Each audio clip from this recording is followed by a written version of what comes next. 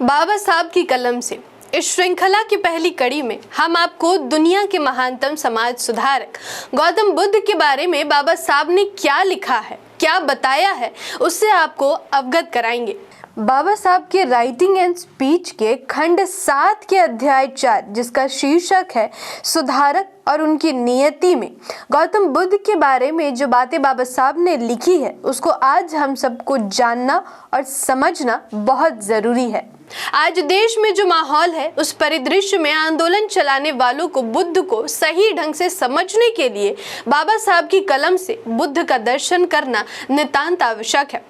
तो चलिए line by line एक बार स्मरण करते हैं कि बाबा साहब बुद्ध को कैसे समाज सुधारक के रूप में पाते हैं। इस पूरे वीडियो के बाद आपको खुद के बारे में विश्लेषण करना है कि हम एक समाज सुधारक के रूप में कैसे। मैं आकृति और आप देख रहे हैं MNT न्यूज नेटवर्क।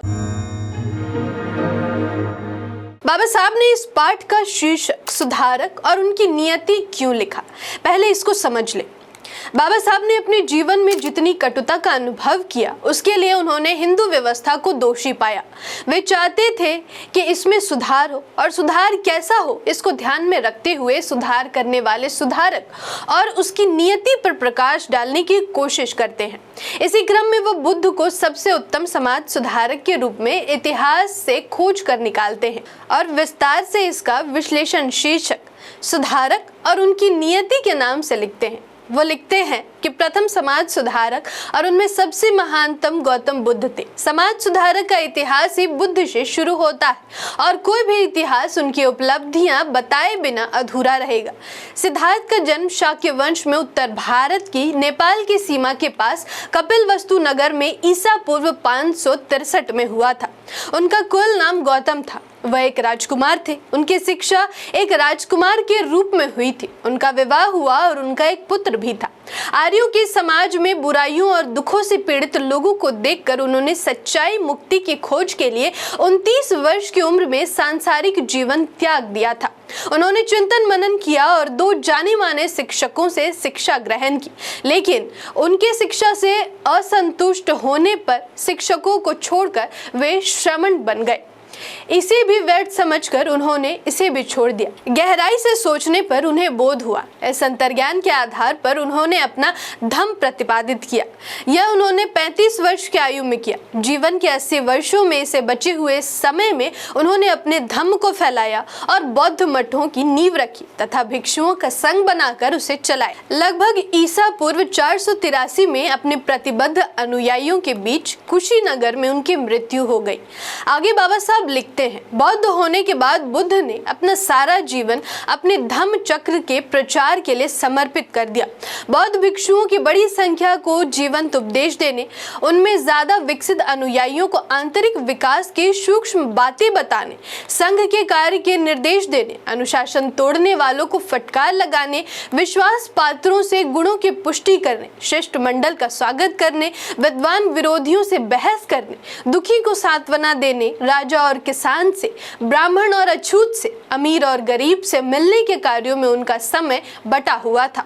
वे इजारेदार और पापियों पर भी कृपालु थे और कई वैश्याओं ने अंतर्मन को समझ आने और दया मिलने से गलत मार्ग त्याग दिया और बुद्ध की शरण में आ गई। इस प्रकार जीवन के लिए कई प्रकार के नैतिक गुणों तथा सामाजिक प्रतिमानों और अन्य चीजों के अलावा वैभवशाली व्यवहार, कुशलता के साथ प्रजातांत्रिक भावनाओं की आवश्यकता होती है, जो कि बहुत दुर्लभ होती है। वे न केवल ब्राह्मणों और पंडितों से बातचीत करते थे, बल्कि राजकुमारों, मंत्रियों और राजाओं से आसानी और समान रूप से बात करते थे। वे एक अच्छे अतिथि थे और जिनमें परिहास भाव भी है तथा प्रत्येक द्वार उनके स्वागत को उद्धत होता है।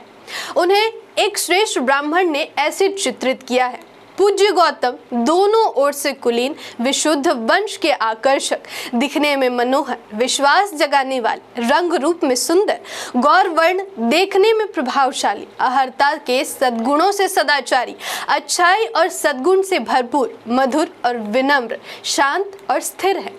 वह सबका स्वागत करते हैं, मैत्रीपूर्ण और शांति कारक है, घमंडी नहीं है, सब उनसे मिल सकते हैं और वे बातचीत में रूढ़िवादी नहीं है।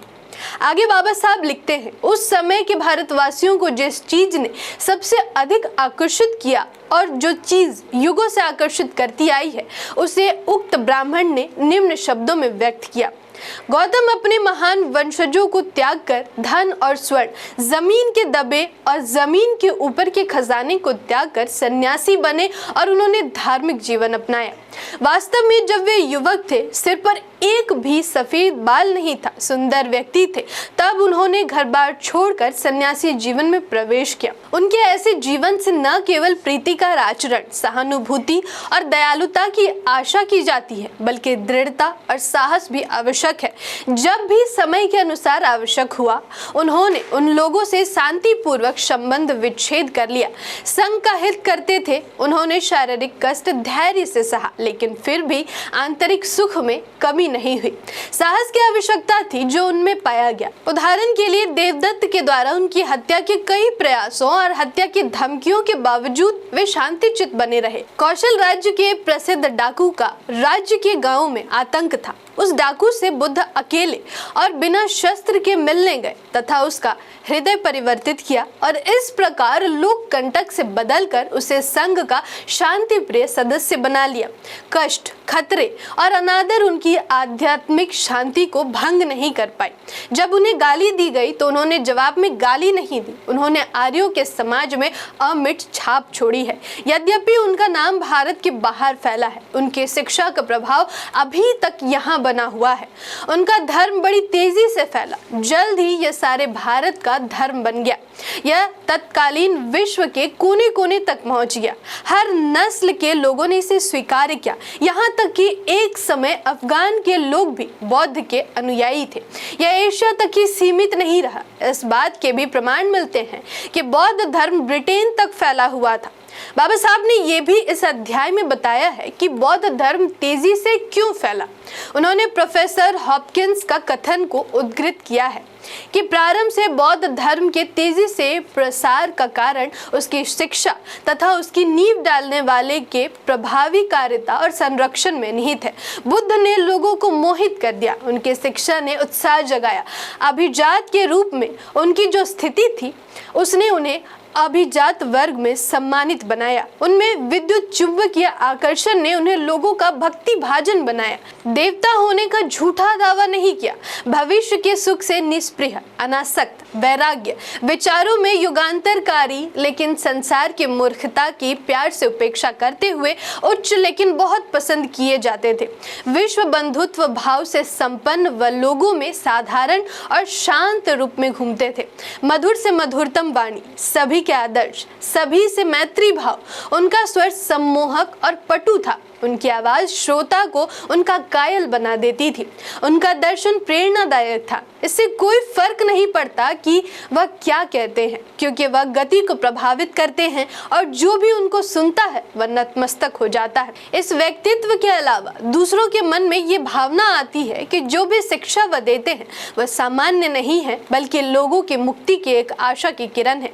पहली बार उनके शब्दों में सच्चाई पाते हैं, जिससे गुलाम एक स्वतंत्र आदमी बन जाता है, वर्गों में भाईचारा पैदा होता है। ऐसे व्यक्ति थे बुद्ध, ऐसी थी उनकी शिक्षाएं और ऐसी ही अपरिहार्य तीव्रता से बौद्ध धर्म फैला और इस नए मत ने लोगों की नैतिक चेतना पर गहरा प्रभाव डाला। ये पूरा लेख बाबा साहब द्वारा रचित ग्रंथ से ली गई है। अब आप अगर समाज सुधारक हैं तो तुलना कीजिए, या फिर आपके इर्द गिर्द कोई खुद को समाज सुधारक कहता है तो आईना दिखाइए।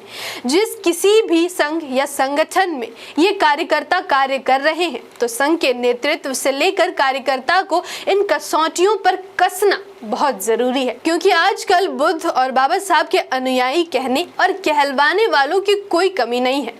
हमारी टीम का प्रयास है कि मूल निवासी बहुजन महापुरुषों के आंदोलन, उनके चरित्र और उनके आंदोलन में घटने वाली जरूरी घटनाओं को आपके सामने लाया जाए। अंत तक देखने के लिए आपका बहुत बहुत धन्यवाद। नमो बुद्धाय। जय भीम, जय मूल निवासी, जय संविधान, जय भारत। MNT न्यूज नेटवर्क को सब्सक्राइब करें, लाइक और फॉलो करना ना भूलें। साथ ही बेल आइकॉन दबाकर जन जागृति की मुहिम में जुड़े रहें।